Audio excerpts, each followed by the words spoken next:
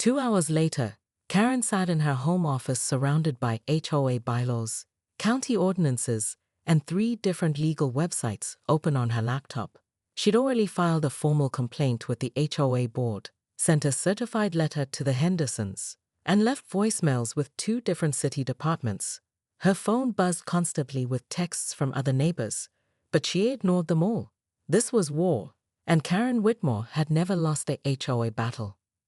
"Mom."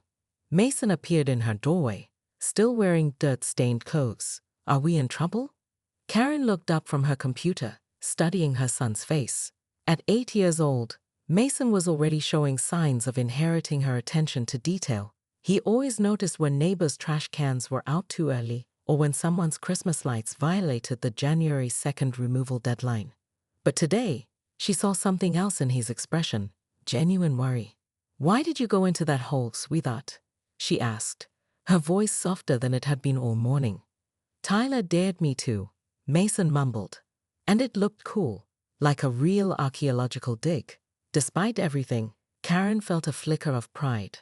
Her boys were smart, curious kids, but they were also reckless, and in her neighborhood, recklessness led to lawsuits and decreased property values. "Where's your brother?" "In his room. He's scared you're gonna ground us forever." Karen saved her document and turned to face Mason fully. "I'm not angry that you were curious. I'm angry that the Hendersons created a dangerous situation, but you two made it worse by digging without permission. That's trespassing." Mason's eyes widened. "Are we gonna get arrested?" Before Karen could answer, her doorbell rang. Through the window, she could see Dave Henderson on her porch, holding what looked like a peace offering, a plate of cookies. Her jaw clenched. Dave was a decent guy, she had to admit, but he was also frustratingly casual about rules and regulations. His pool had been in violation of the updated HOA guidelines for months before he finally agreed to remove it. "Stay here," she told Mason, then walked to the front door with the measured stride of someone preparing for battle. "Karen," Dave began the moment she opened the door, "I brought these as an apology. Linda made them this morning. We're really sorry about the scare with the boys." Karen didn't take the cookies. "Dave, this isn't about cookies. This is about liability and safety standards. What if my children had been seriously hurt? What if other neighborhood kids fall in? You've created an attractive nuisance." "We're filling it in today," Dave said patiently. "The truck's coming at 2 o'clock, and honestly, Karen, your boys weren't exactly victims here. They dug that hole twice as deep as we left it. They're children. It's your responsibility as the property owner to what? Build a fence around every potential hazard. Karen, kids climb trees. They explore construction sites. They get into mischief. That's what kids do." Karen felt her carefully constructed argument wavering. She thought about Mason's excitement when he described the archaeological dig, about Tyler's proud grin when he'd explained their fort plans. When had she last seen them that enthusiastic about anything besides video games? "This conversation isn't over," she said finally, but her voice lacked its earlier conviction. As Dave walked away, Karen closed the door and leaned against it. Through the window, she could see neighbors still lingering around the infamous hole, and she realized with a sinking feeling that this incident was going to follow her for months.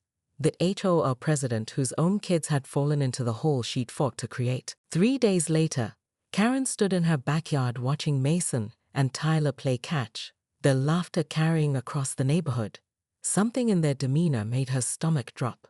They kept glancing toward the Hendersons' yard with obvious disappointment. "Boys," she called out, "come here for a minute." They jogged over, baseball gloves still on their hands. Tyler looked nervous. He always assumed he was in trouble. "I want to ask you about the other day," Karen said, sitting down on her patio furniture. "Why did you really go into that hole?" Mason and Tyler exchanged a look that Karen recognized, the same look they shared when deciding whether to confess about broken vases or poor test grades. "Promise you won't get mad?" Tyler asked. "I promise I'll try to understand." Mason took a deep breath. "We miss playing with the Henderson kids. Ever since you made them take down their pool, Emma and Jake aren't allowed to invite us over anymore." Karen felt like she'd been slapped. "What do you mean they're not allowed?" Mrs. Henderson told Emma that you were really mad about the pool, and it would be better if we all played in our own yards for a while, Tyler explained. But we wanted to still be friends. So when we saw the hole, we thought maybe we could make it into something cool for all of us to play in. You were trying to build a fort for all four of you, Karen said slowly, the pieces clicking into place. Yeah, Mason nodded. We thought if we made it really awesome, maybe you'd see that it wasn't dangerous, just fun. Karen stared at her sons, seeing the situation clearly for the first time. Her fight with the Hendersons hadn't just been about pool regulations. It had isolated her children from their best friends. And when Mason and Tyler had tried to fix the situation in their 8-year-old way, she turned it into a legal battle. Wait here, she told the boys, then walked straight to her phone. Dave Henderson answered on the second ring. Hello, Karen. Dave, I owe you an apology, she said without preamble. A big one. Okay, I'm listening. I just found out why the boys really went into that hole. They missed playing with Emma and Jake. I turned a neighborhood dispute into something that hurt 4 kids' friendship. Karen. No, let me finish. I've been so focused on rules and regulations that I forgot the point of having a community. I'm calling off any legal action. I'm withdrawing my HOA complaint, and I'm hoping Linda's barbecue invitation is still open. Dave was quiet for a long moment. Linda would love that. But Karen, what changed your mind? Karen looked out her window at Mason and Tyler, who were sitting on their swings, still glancing hopefully toward the Henderson house. I realized that being right isn't worth making my kids lose their friends, she said. And maybe I've been so busy being the HOA president that I forgot how to be a good neighbor. That evening, Karen found herself on Linda Henderson's back porch, watching their 4 children play capture the flag across both yards. The filled-in hole was barely visible under new grass, but she could see Dave's small safety fence. As she watched Mason explain game rules to Emma, Karen couldn't shake the feeling that there were other neighbors she'd alienated, other relationships she'd damaged in her quest for perfect community standards. The question was, how many more apologies would she need to make, and would it be enough to repair what she'd spent 3 years building and 3 days destroying? Karen Whitmore's morning coffee mug shattered against her pristine kitchen floor as she stared out her window in absolute horror. Where yesterday there had been the Hendersons' above-ground pool, a constant source of her complaints to the HOA, now gaped a massive hole in the earth, like a suburban crater. But that wasn't the shocking part. The shocking part was her own twin boys, Mason and Tyler, dangling upside down from a rope ladder they'd fashioned from garden hoses, suspended halfway into the pit. What the hell are you doing? She shrieked, her voice carrying across 3 backyards. The second shocking moment came when she realized the rope was actually her prized Italian leather garden hose, the one that cost more than most people's monthly grocery budget, now stretched and probably ruined. The third shock hit when she saw her neighbors, the entire cul-de-sac it seemed, gathered around the hole taking pictures with their phones.